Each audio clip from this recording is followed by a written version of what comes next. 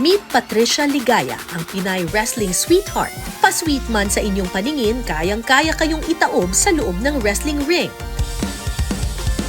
Because, oh, look at that. Almost went to the throat. Right, kicking things off. Hard to hard.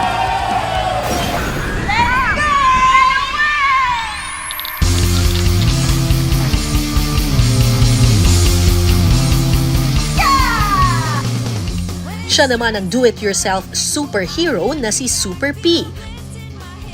Ang kanyang superpowers, the power of friendship. Yeah, that's understandable. Oy! Nice on yung Super P si Joya.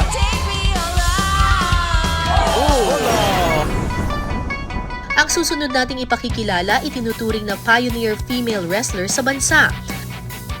Magbigay pugay kay Crystal, the queen of Philippine wrestling.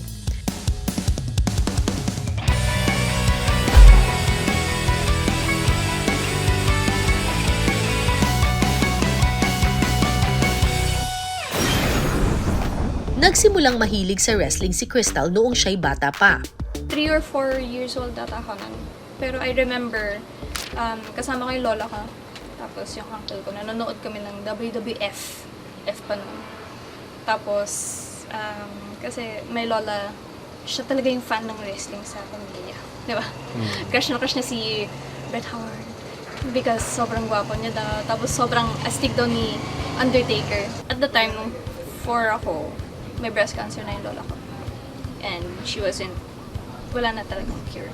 We were doing everything na pahabaan yung buhay niya. Pero, alam mo yung kahit hirap na siya, yung sobrang payat niya na.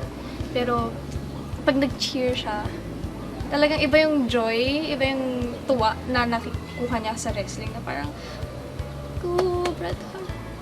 Talagang, tapos ako na parang,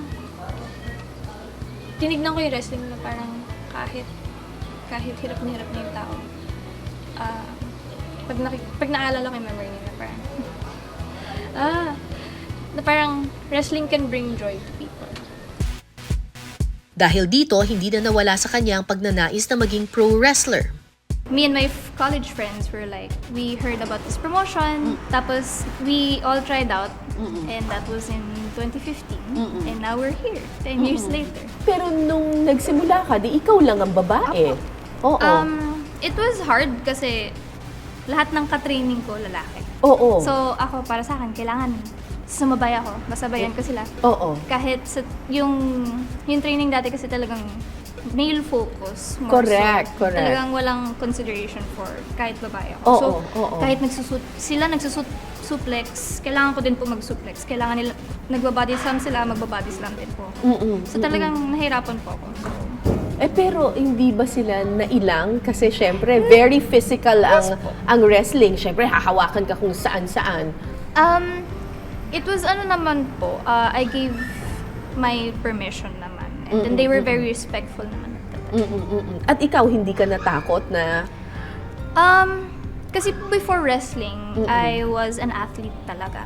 So nag-swimming po ako for 6 years, tapos nag-taekwondo din po ako for another 6-7 years. Tapos nag-cheerleading din po ako. So talagang sa cheerleading pa lang po, medyo sanay na po ako nahahawakan. Kasi di ba kapag Tinatapon, tapos oo. kakatch nila. Basta makatch po nila ako, okay lang kahit mahawakan nila. Basta hindi po ako maglanding sa lapag. So, sanay ka ng tinatapon, di ba? Sanay ka ng nagpapasirko-sirko, ganyan. At sanay ka na ring masaktan. Yes po. Oo. So talagang yung athletic background. Physically, nila, hindi yes sa po. puso, Oh! Bang! Matapos ang intense trainings, isinabak na siya sa ring kasama ang isang lalaking wrestler. One team dominating utterly. Astro, another big boot. Dito na nagsimula ang isang dekadang karera ni Crystal. Lumaban na rin siya sa iba't ibang bansa sa Asia, bitbit ang pangalang Queen of Philippine Wrestling. Pag may wrestling event sa ibang bansa, syempre, dala-dala ko yung Pinas sa likod ko. Kasi syempre gusto ko pakita na magaling yung mga wrestler dito sa Pinas. So parang nakaka-pressure dahil hindi lang ako as a person, pero ako as Filipino. Ako as in embodiment of Filipino wrestling. So nakaka-pressure, pero pag, pag maganda yung achievements, pag nakikita mo yung suporta ng mga Pilipino, kahit like, makikita mo may sa comment section ko sa social media, Laban Pinas, makikita mo talaga may support, kababayan from ganito, America, or ganito. So, nakaka-warm ng heart.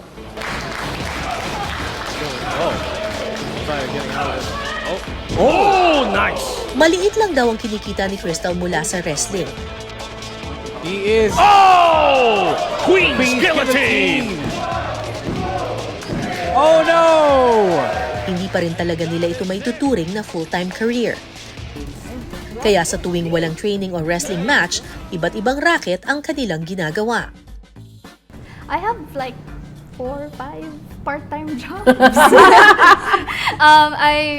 Apart from wrestling, which is, I wish it was like the main job that I can do. But sadly, hindi pa. Hindi pa namin, we'll get there. I do also hair and makeup on the side. Nice. I stream online, video games and such, and then I also have a corporate part-time on-call job. We give seminar workshops to companies, team buildings, ganon.